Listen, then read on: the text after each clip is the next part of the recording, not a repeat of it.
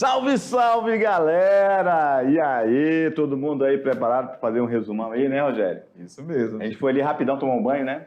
Foi muito rápido, hein? Isso aí. Rapidão para voltar e fazer essa revisão, para você poder aproveitar essas informações aí da sua aula de Geografia de Rondônia.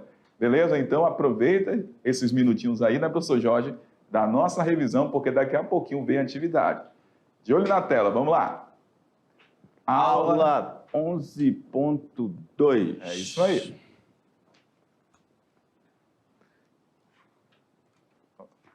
Então, Rogério, a gente já começa mostrando aí um mapa que a Estrada de Ferro, ela beneficiaria principalmente a Bolívia, né? É isso? Com certeza, falamos durante a aula, né, sobre tudo. Era para escoar a produção da borracha, né? Isso. Que vinha da Bolívia. E a Estrada de Ferro Madeira Mamoré fez parte do acordo do Tratado de Petrópolis. Muito bem. Juntamente com o Acre. Exato. Território que hoje é o nosso estado vizinho aqui. Bem, nós falamos também, Rogério, que foi um erro, digamos assim, estratégico de gestores que pensavam que poderiam fazer uma ferrovia, que seria fácil fazer uma ferrovia no meio do coração da Amazônia. Isso mesmo, né? Sem qualquer estudo, né, prévio, né? E aí Isso. a gente observou durante a aula que essas falta de análise, de levantamento sobre a região, como o clima, como solo, gerou várias consequências nesse avanço da construção da Estrada de Ferro Madeira Mamoré. E vimos também que correram acidentes, abandonos por conta das doenças tropicais, o contato com a população, né, indígena também. Então, tudo isso aí não foi levantado durante esse processo para poder garantir uma construção efetiva da Estrada de Ferro. Há a lenda que diz que cada um dormente é uma vida, Rogério. Isso mesmo. Já ouviu falar nisso? Já ouvi falar. Então, realmente, foi uma saga, foi uma aventura, foi uma odisseia humana em meio ao coração da selva amazônica. Vale salientar que isto foi um dos maiores empreendimentos feitos na Amazônia para aquela época. Isso mesmo. Milhões de libras esterlinas. Olha só, Rogério, inclusive, quando a gente fala da ferrovia, a gente vai ter a ideia de que ela foi concluída. A gente sabe que ela foi concluída, mas teve aquela questão da biopirataria. Exatamente. Levaram embora a semente para uma região geomorfologicamente e climatologicamente falando muito idêntica à Amazônia, que é a região ali da Malásia, na Ásia. Exato, lá no Sudeste Asiático, né? Isso. Então, a gente teve várias empresas, não é isso, Rogério, que foram desistindo da obra, né? Sim, a Doçal Calda, o contrato foi passado, mas não conseguiu dar prosseguimento às obras. Abandonou, né? Abandonou. Reed Bros Company, que recebeu direitos contratuais, mas não deu continuidade às obras e também processou a Madeira Mamoré, né? E depois nós tivemos a Pitt Collins, que em 1877 ocorreu a assinatura do contrato. Em janeiro de 1878 ela partiu lá da Filadélfia, mas no dia 29 do mesmo ano, aí, de 1872, em janeiro, naufragou com uma grande carga que viria aqui para a construção da Estrada de Ferro Madeira Mamoré. Trazendo materiais ferroviários, né? Exatamente. Rogério, então realmente foi uma saga. Aí a gente tem uma imagem da área onde foi feita essa construção, né? Aquela inundação que teve histórica em 2014. E realmente, como já se não bastasse, ela está em estado de abandono. quando molha esses equipamentos, ainda vai ter um custo maior para colocar ela para funcionar de novo, né? E foi em 1966 que foi decretado o final a sua desativação no governo do general Arthur da Costa e Silva. Isso, e sem falar que ela dava muito mais prejuízo, né? Porque tinha que manter funcionário, tinha que manter oficina, as peças eram muito caras, eram peças importadas, tinha a questão da logística até chegar aqui, então ela dava muito prejuízo nesse sentido, né? E aí, professor Jorge, e lá no governo do general Emílio Médici, ele ordenou que a ferrovia fosse vendida, né? E aí foi vendida como ferro velho. Boa peça do material da construção foi vendida como ferro velho. Pois é. Beleza, olha aí. Depois a gente falou do ciclo telegráfico, né? Exatamente. E aí ela vem com o Marechal Rondon, que o ciclo telegráfico também tem o objetivo de tirar do isolamento essa região do Brasil. Aqui ainda era Mato Grosso. É isso, Rogério? Correto, professor. Bem, então, o ciclo telegráfico, os trabalhos iniciaram no ano de 1907, no governo Afonso Pena, e foi concluído em 1912.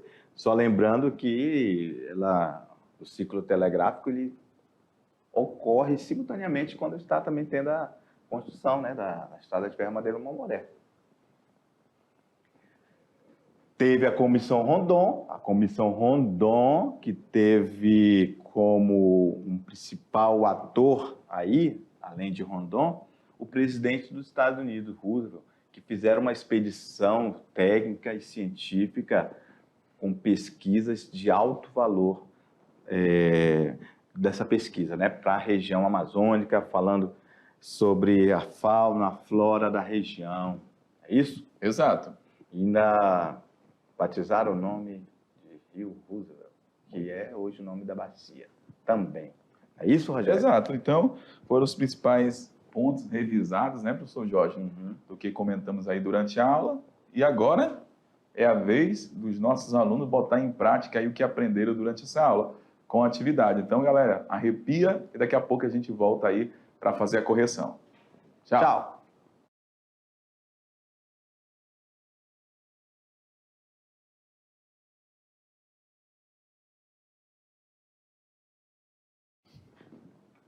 E aí, galera, voltamos para fazer a revisão da nossa aula.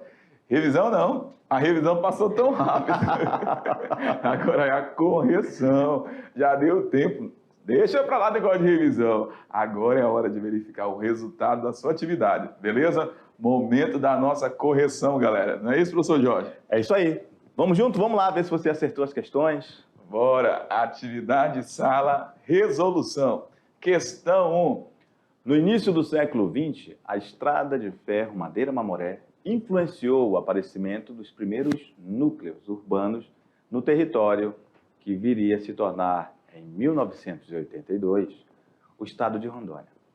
No contexto geográfico e histórico imediato ao funcionamento dessa ferrovia, surgiram os seguintes núcleos urbanos: A. Vilhena e Porto Velho. B. Ji-Paraná e Cacoal. C. Vilhena e Cacoal. D. Porto Velho e Guajará-Mirim. E letra E. Ji-Paraná e Guajará-Mirim. Eu lembro que eu falei durante a aula essa informação. Isso, Rogério, exatamente. Sobre a questão da ocupação, que não promoveu tanto desenvolvimento ocupacional aqui durante o período da estrada de ferro Madeira-Mamoré, que a gente até falou também em aulas anteriores sobre o Polo Noroeste, que esse momento mais efetivo de ocupação de Rondônia aconteceu só com a construção da BR-364, e no contexto Madeira-Mamoré, a gente tem duas cidades que correspondem ao traçado da estrada de ferro Madeira-Mamoré. E foram essas duas cidades que se desenvolveram nesse período com os habitantes. E, obviamente, estamos falando de Guajará-Mirim e Porto Velho. Exatamente. E é a partir dessas duas cidades, porque Rondônia fica, como por muito tempo, sendo só 2 municípios, né? E era só Porto Velho e Guajará-Mirim. Depois foi se desmembrando e aparecendo outros estados que nós vamos ver em aulas futuras. Exato. É isso? Vamos lá, questão 2. Muitos consideram a estrada de ferro Madeira-Mamoré como precursora da rodovia BR-364.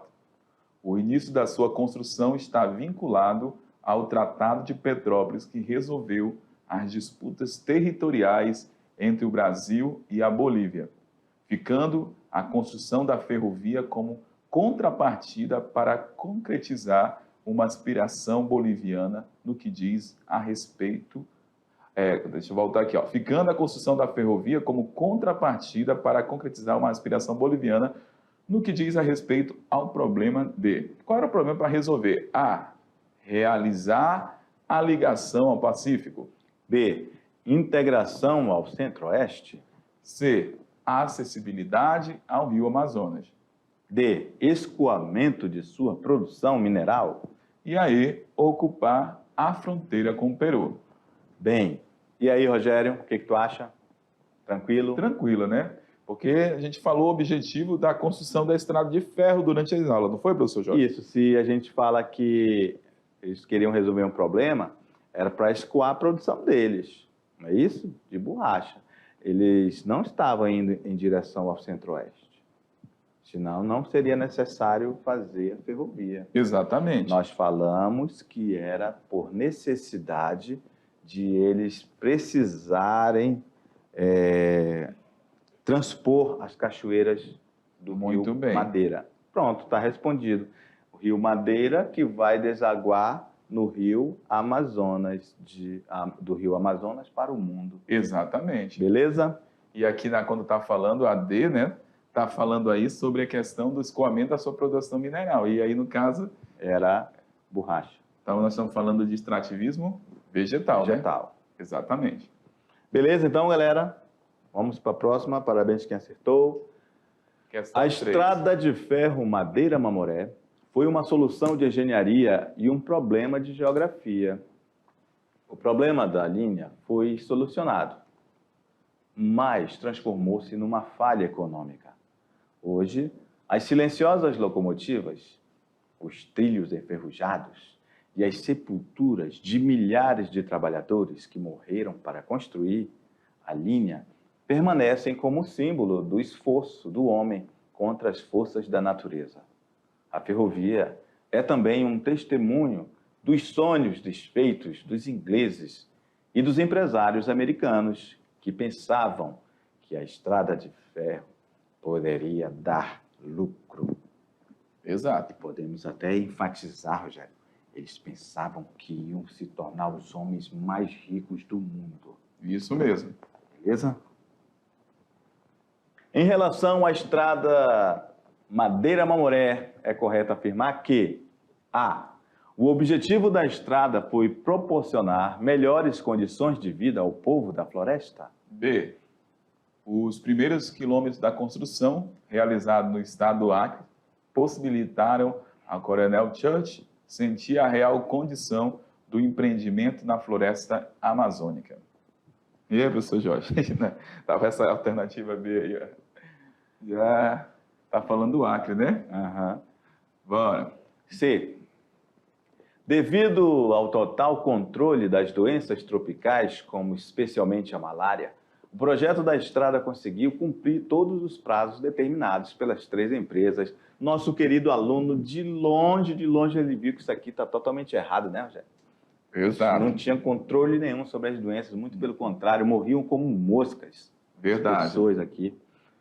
D. Após a falência dos ingleses, Farquhar, norte-americano, assume as obras da estrada, construindo na cidade de Porto Velho hospitais e residências seguras para seus funcionários, minimizando assim a grande mortalidade dos trabalhadores. E letra E. A estrada de ferro Madeira-Mamoré foi construída no século XIX, no auge do ciclo do cacau e da borracha, na Amazônia, levando para a América do Norte e Europa parte do lucro obtido por esse extrativismo. Então, já eliminamos 2, porque o aluno vai perceber que nesse ciclo aí é a borracha. Exato. Ok? Lembra que a gente falou em borracha, não falando do cacau. Beleza? Vamos ver o que está errado na A. O objetivo foi proporcionar melhores condições de vida. Não é isso. E a B está falando aí, ó, os quilômetros de construção no estado do Acre, sem chance. Sem chance, não é no Acre. Então, só tem uma possibilidade. Letra D. Realmente, Facua conseguiu melhorar a situação das pessoas que ali trabalhavam, construir um hospital lá na Candelária, Rogério, e residência para os funcionários. Então, começou a haver uma estrutura. Cuidava-se dos doentes. Exatamente. É isso? Então, melhorou a condição de trabalho para concluir a obra. Beleza? Questão 4. A ferrovia Madeira-Mamoré foi concluída em 1912 e teve como um de seus principais objetivos o transporte de um produto que vinha da Bolívia, oriundo da Bolívia, e de grande valor econômico na época. Esse produto se refere a, sem mais delongas, Rogério. Nosso querido aluno jamais erraria uma questão dessa. Tranquilo, né? Ele colocou pimenta do reino. Jamais. Ele vai botar que é a borracha. Foi a única coisa que nós falamos durante a aula toda. Exatamente. Beleza?